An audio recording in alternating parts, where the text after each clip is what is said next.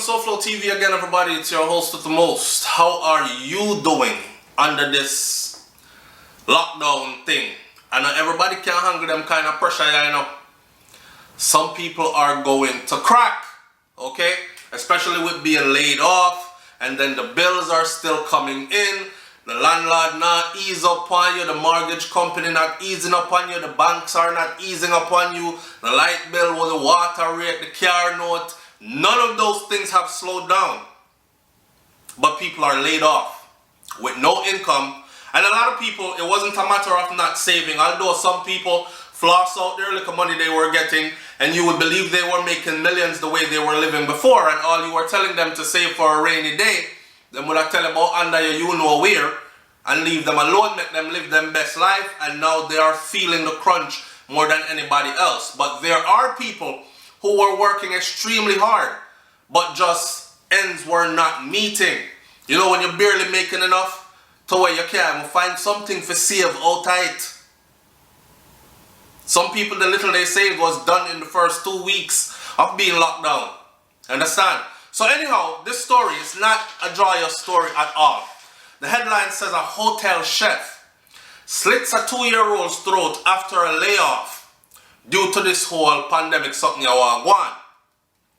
Residents of the affected community have indicated that the man who killed the 2-year-old baby girl by slashing her throat and injuring another child and an elderly man in the same manner in Baker District, St. Mary on Wednesday had become extremely despondent after being recently laid off. You know, the whole places are shutting down, and as you know, the tourism industry in Jamaica has taken a very hard hit because ain't nobody flying in and these hotels are empty, right? The attacker, who's 39-year-old Romeo Henry, a chef at Baker District near to Gale in the parish, was killed by an angry mob. So for those of you who are going to ask, what happened to him after him do all this wickedness? The community run down pan him and jungle justice him. The man get jungle justice same place after attacking the children and the senior citizen. So listen, the deceased child has since been identified, and we're not going to talk about the deceased child. We're going to leave that where it lays. And the child's 5-year-old sister and the 67-year-old man remain hospitalized as a result of the injuries they sustained from this brother when him chip lick, when him head fly, when him take off. So according to residents, right, at the rural St. Mary community, Henry had been employed as a chef at a hotel on the North Coast, tourist area, tourist thing.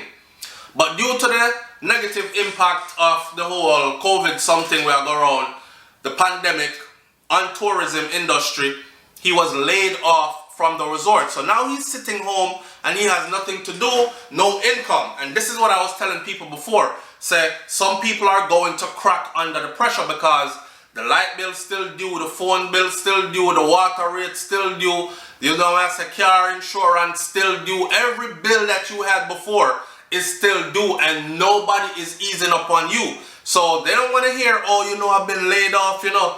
Them want to hear, where is my money? Right?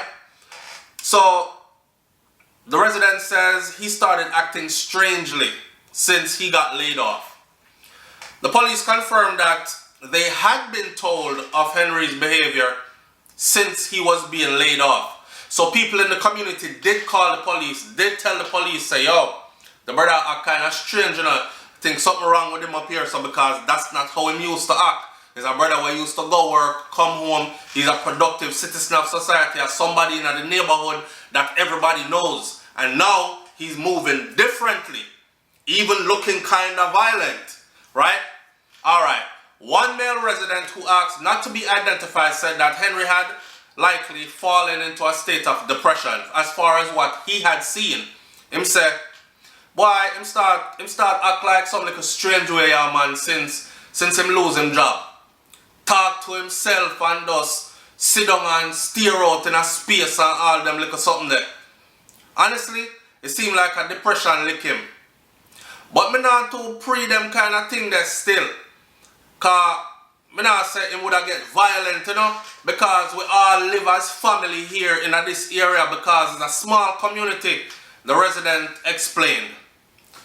The Baker resident further revealed that on the day in question, when all this went down, an incident took place prior to this happening.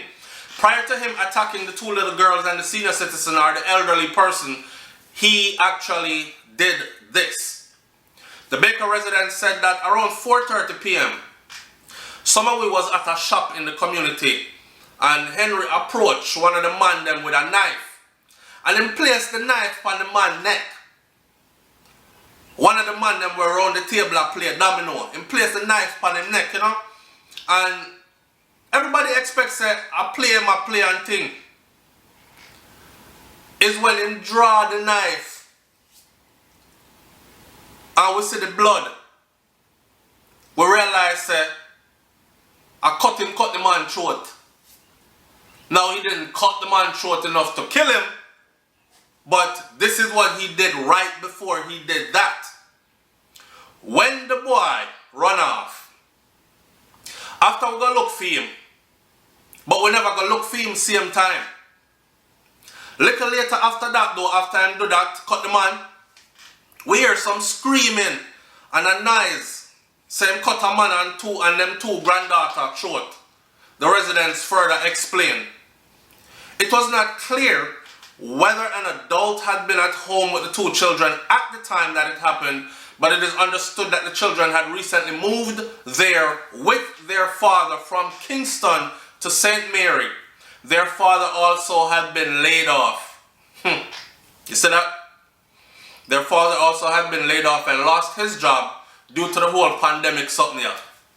So I decided to say, alright, I take up myself and carry myself to a country where Papa them have them place and me and the kids them, we could work things out from there, so, right? A lot of us have that luxury where if anything go on in the other parts of the world that we're at, like for me know so I can pack up everything or I could walk away and leave everything.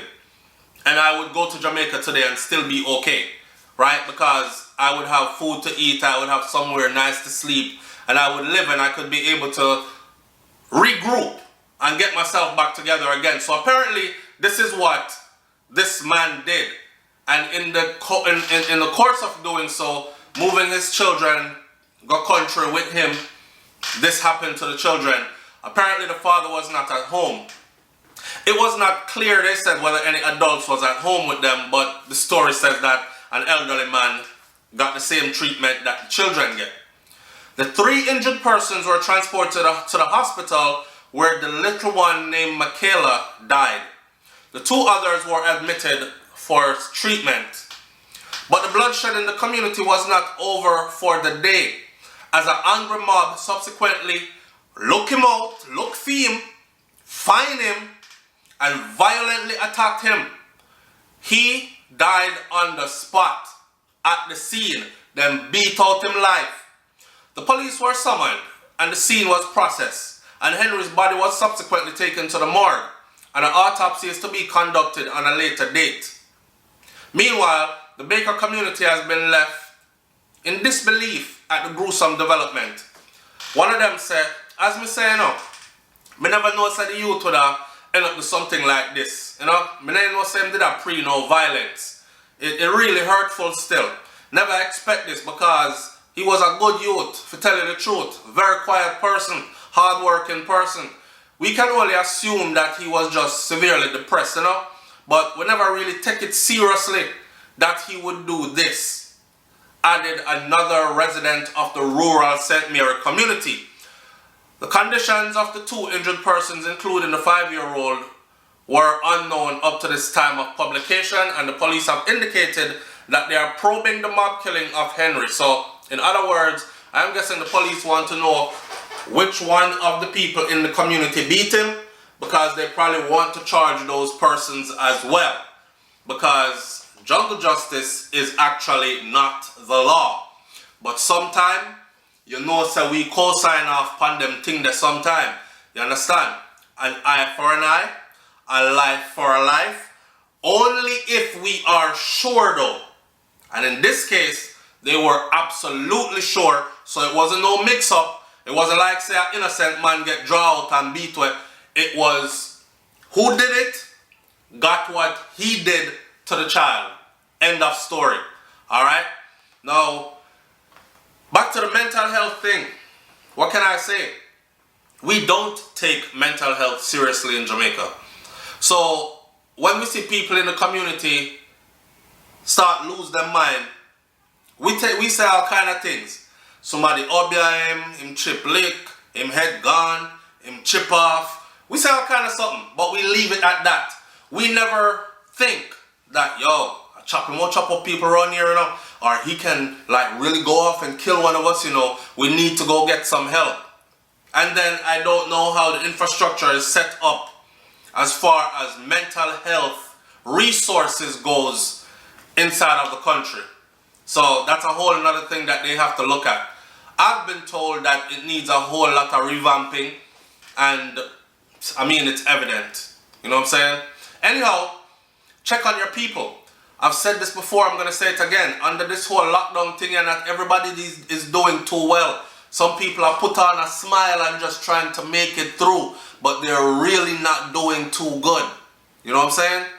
They're really not doing too good. I don't know if this kind of thing could make me do drastic measures like those, though. I would think that he had some kind of issues before, and then this pressure just bust the pipe. Talk to me in the comment section below. Alright? It's SouFLoTV. I'm out. Peace.